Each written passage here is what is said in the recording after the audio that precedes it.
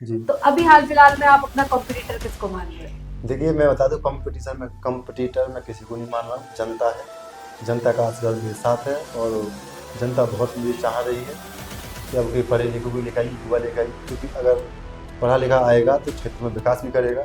हर समाज के लिए अपने हृदय से मानने वाला व्यक्ति हूँ, क्योंकि मुझे 8 वर्ष लोगों के बीच में रहते हुए हो चुकी है। मैं कोई जातिवाद नहीं जानता। देखिए, मैं बता दूँ अपनी सम्मानित जनता को, मैं आपके साथ में कंधे से कंधे मिलाकर खड़ा रहूँगा।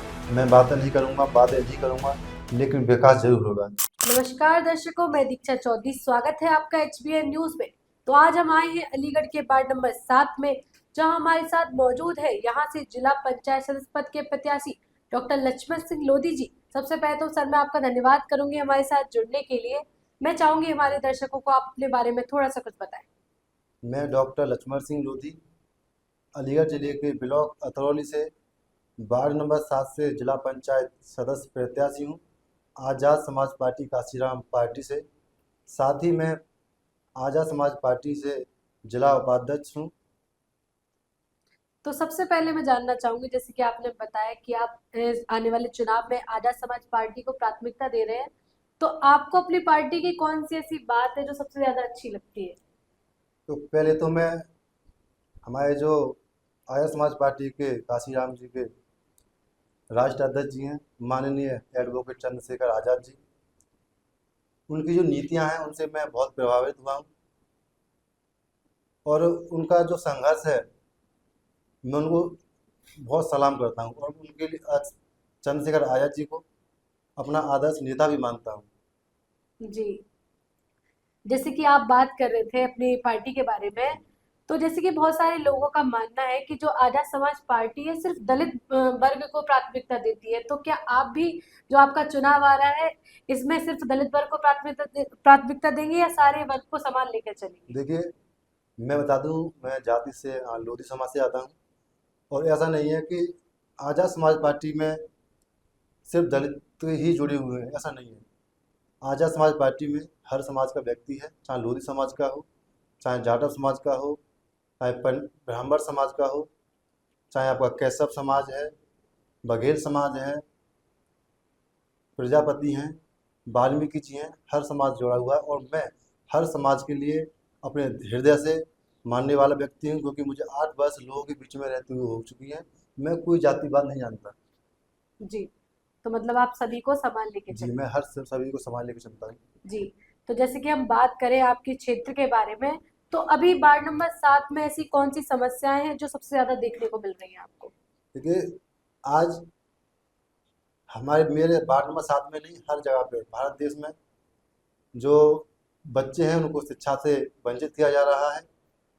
और जो प्राइमरी स्कूल हैं उनके लिए मर्ज किए हैं कुछ और कुछ बंद किए हैं और कुछ दारू के ठेका खोल दिए गए हैं सबसे ज़्यादा।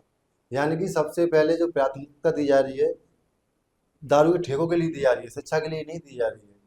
और जो प्राइमरी स्कूल हैं उनमें कोई धन्ना सेठ के बच्चे तो नहीं पढ़ते हैं, पैसे वालों के बच्चे तो नहीं पढ़ते हैं। उसमें जो गरीब वर्ग के लोग हैं उनके बच्चे पढ़ते हैं वहाँ पे।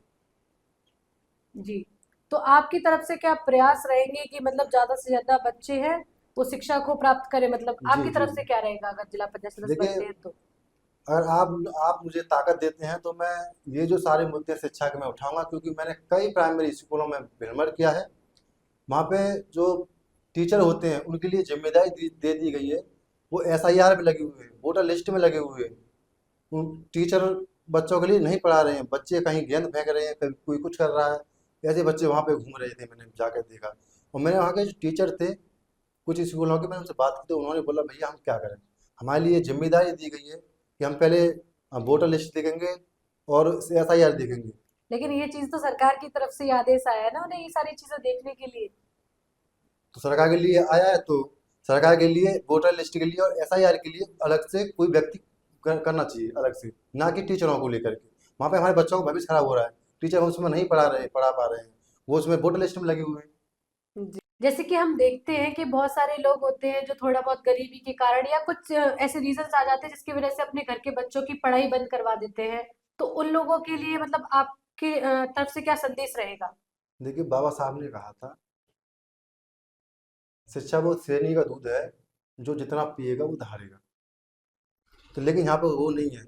मैं बता दूं, मैंने अपने गांव में देखा, अदर गांव में देखा है, जो पढ़ाई नहीं करते हैं, जो पढ़े लिखे नहीं होते हैं, खासकर लड़कियां, जो मेरी बहन है, जो पढ़ी लिखी नहीं है, जब उनके पिताजी फिर उनके रिश्ते के लिए जाते हैं कहीं पे, तो वहाँ पे एक सवाल होता है सबसे पहले कि आपकी बेटी ने कितनी पढ़ाई कर रखी है। तो जब वहाँ पे पिता और उसका लड़की का भाई मायूस हो जाता है, शांत हो जाता है कि मेरी बेटी ने 8वीं पास की है, दो कक्षा 2 तक पढ़ी हुई है, तो वहाँ पे सिर झुकाना पड़ जाता है।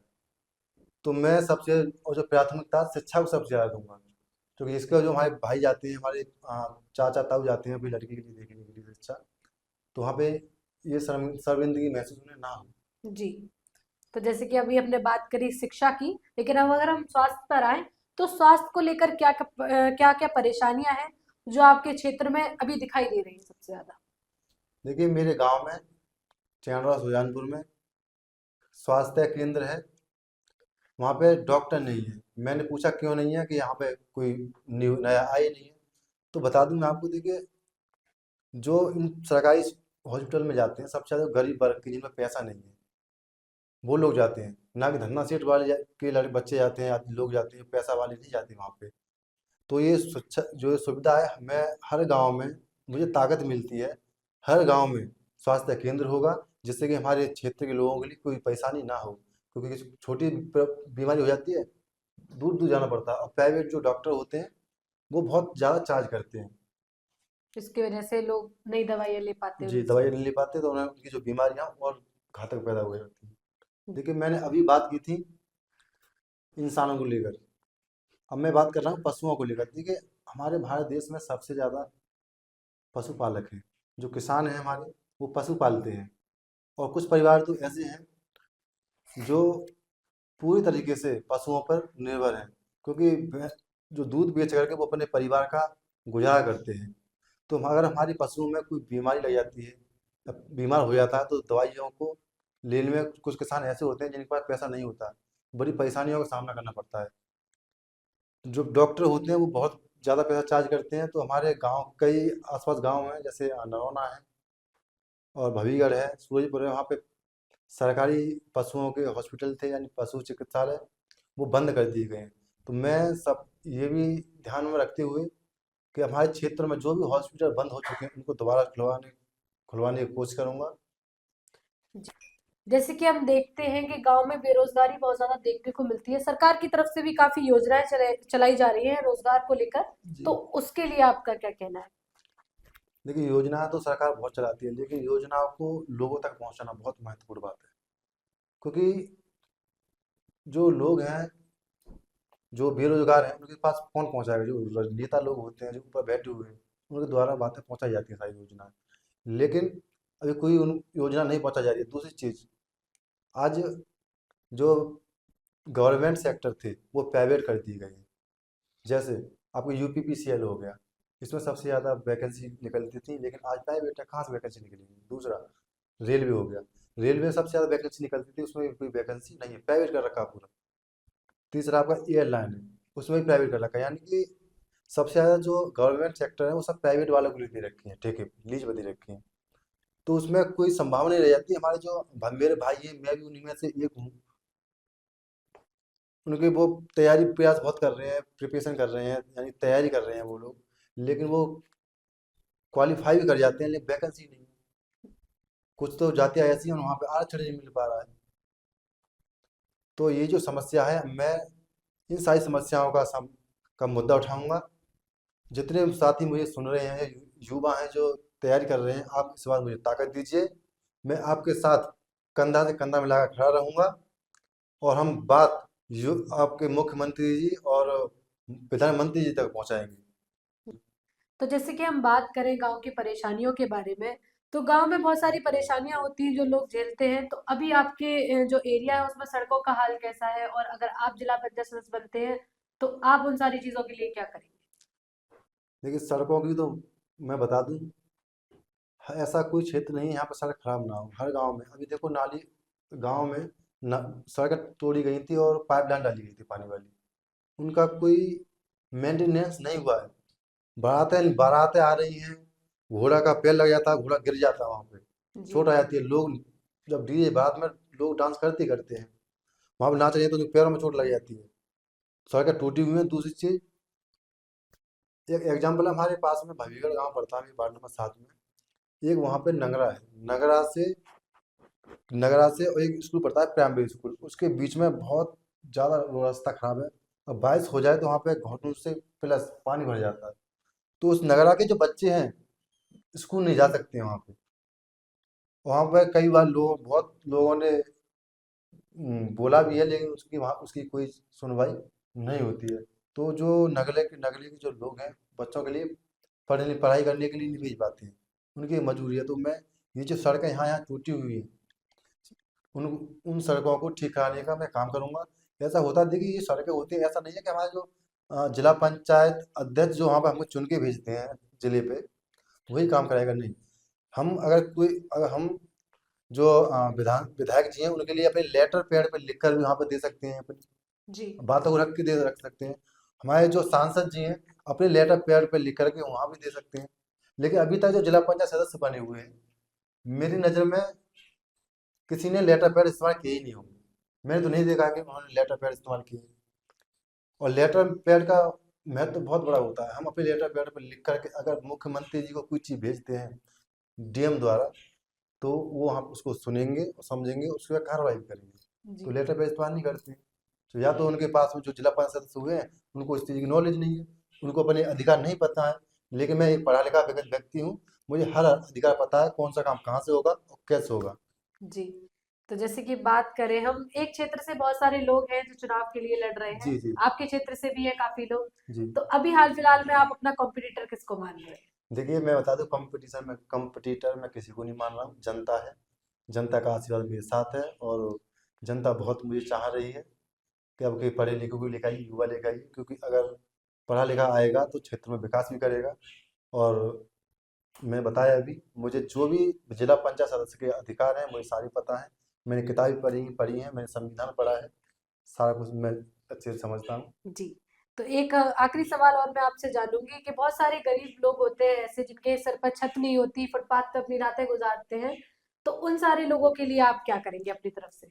ये आपने बहुत दीदी आपने बहुत अच्छा ही सवाल किया है। देखिए अभी के समय में मैंने ज़्यादा अधिकतर गाँव में मैं जाता हूँ तो कुछ लोग मैंने ऐसे देखे हैं कि उनकी सिर पर छत नहीं है, वो झुग्गी झोंपड़ी डालकर रहते हैं। जैसे एग्जांपल दे दूं मैं आपको, अभी प्रेजेंट में ग्राम चौमुआ से जिला पंचायत है मौजूदा में,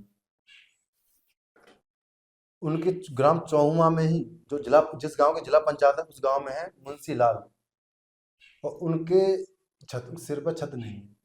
उनका परिवार है, वो बहुत बुजुर्ग है, वो पॉलीथीन डाल करके वहाँ पे रहते हैं। मुझसे आके बोले कि भैया देखो मैं कि आप कितना परेशान हूँ, मैं वहाँ देखा तो बाकी में वो व्यक्ति परेशान है। देखिए जो व्यक्ति गरीब है, गरीब व्यक्ति की जो परेशानी है वो समझेगा, और जो व्यक्ति पैसे वाला धन्ना सेठ है वो आपकी परेशानी को नहीं समझेगा। आपका वोट लेने के लिए वो आपके पैरों में पड़ेंगे, आपसे तरह तरह की बातें करेंगे। और कुछ लोगों ने पिछले जो पंचवर्षीय गई है और उससे पहले भी गई है, वो भी चुनाव लड़ रहे हैं। आपने देखा है कि किसने कितना काम किया है। तो साथियों मैं यही कहूँगा आप लोगों से, इज्जतदार जनता से, कि वो फिर वही बातें पुरानी बातें बनाएंगे, मैं ये काम करूँगा ये काम करूँगा। अब आपको डिसीजन लेना है कि जब उसने हमने आपने उसे 5 साल दे दी, 5 साल में कुछ नहीं किया तो क्या गारंटी है कि वो 5 साल आने वाली में कुछ करेगा, बताइए। जी, बिल्कुल। जैसे कि बात कर रहे थे हम गरीब वर्ग के लोगों की, जी बहुत सारी ज़रूरतमंद औरतें भी होती हैं जिनके लिए सरकार की तरफ से तो बहुत सारी जो योजनाएँ हैं वो तो आती हैं। मान लो जैसे कि हम बात करें वृद्धा पेंशन की, तो अभी आपके गाँव से कितने सारे जो ऐसे लोग हैं जिनको ये पेंशन आनी चाहिए और नहीं आ पा रही है? बहुत अच्छा सवाल किया आपने ये। अधिकतर गांव में मैंने देखा है कि वृद्धा पेंशन लोगों के लिए नहीं मिल रही है। और पहले आई भी थी, एक किस्त आई दो किस्त आई, उसके बाद फिर स्टॉप हो गया, फिर नहीं आई। वो इधर उधर डॉक्यूमेंट लेके जा रही है, प्रधान जी के पास लेके जा रही है, जिला पंचायत जी के पास लेके जा रही है, लेकिन कोई उनकी बातों को सुनने के लिए तैयार नहीं है। मैंने ऐसी वही साथ दूसरी विधवा पेंशन आती है। आज सब इतनी है क्षेत्र में, विधवाएं बहुत ज़्यादा हैं। तो ये जो विधवा पेंशन है और जो विधवा पेंशन है और वृद्धा पेंशन है, इन पर भी मैं काम करूँगा। और जो जितने गाँव पड़ते हैं सबकी एक डायरी बना दी जाएगी और सबसे एक एक करके पूछा जाएगा। हमारे साथी लोग जाएंगे पार्टी के, पूछेंगे किसकी आ रही है किसकी नहीं आ रही है। तो अभी 1 महीने में सरकार की तरफ से कितनी पेंशन आ रही है, एक वृद्धा पेंशन की अगर हम बात करें तो? देखिए ये जो पेंशन आती है 1,000 से 1,500 के बीच में पेंशन आती है। और ये 1,000 रुपये तो गरीब व्यक्ति के लिए बहुत मायने रखते हैं, बहुत बड़ी पूंजी होती है ये। जी। जैसे कि आप बात कर रहे थे पेंशन की, तो मतलब क्या योग्यता ऐसी होनी चाहिए जब वो व्यक्ति ये पेंशन लेने के लिए पात्र हो जाएगा? देखिए मैं बात बात करूँ वृद्धा पेंशन की, तो वृद्धा पेंशन में 60 साल होना बहुत जरूरी है। 60 साल से प्लस हैं तभी वृद्धा पेंशन मिलेगी। और बात करूँ मैं विधवा पेंशन की, तो विधवा पेंशन तो आप समझती हैं। जी। तो इनके लिए वार्षिक आय का भी सरकार की तरफ से है कि ग्रामीण क्षेत्र में क्या वार्षिक आय होनी चाहिए, जब ये लोगों के लिए पेंशन आ पाए उनकी? जी जी, ये जो है आपकी 40,000 प्रति वर्ष आय से नीचे जो आपका आय बनता है उनके लिए जी। मिलती है जी।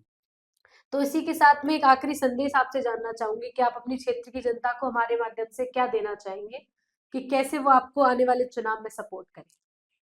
देखिए मैं बता दूं अपनी सम्मानित जनता को, मैं आपके साथ में कंधे से कंधे मिलाकर खड़ा रहूंगा। मैं बातें नहीं करूंगा, वादे नहीं करूंगा, लेकिन विकास जरूर होगा।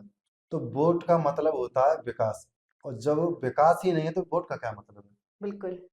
और जो नेता होते हैं, नेता जनता का नौकर होता है। कैसे होता है? क्योंकि जनता अपना वोट नेता को देकर उसे अपना सेवक बनाती है। लेकिन यहाँ पे जो नेता है वो उस वोट का गलत उपयोग करते हैं। वो अपना ही अपना में लग जाते हैं, अपने अपने सिर्फ जनता को भूल जाते हैं वहां पे। तो इसी के साथ मैं आपका धन्यवाद करूंगी कि आपने हमारे माध्यम से बताया आपके क्षेत्र की जनता को कि कैसे आप जिला पंचायत सदस्य बनेंगे तो उनके लिए विकास कार्य करेंगे, कैसे जो सरकारी योजनाएं आ रही है वो जरूरतमंद लोगों तक पहुंचाएंगे। तो इसके लिए आपका बहुत बहुत धन्यवाद। आपका भी बहुत बहुत धन्यवाद।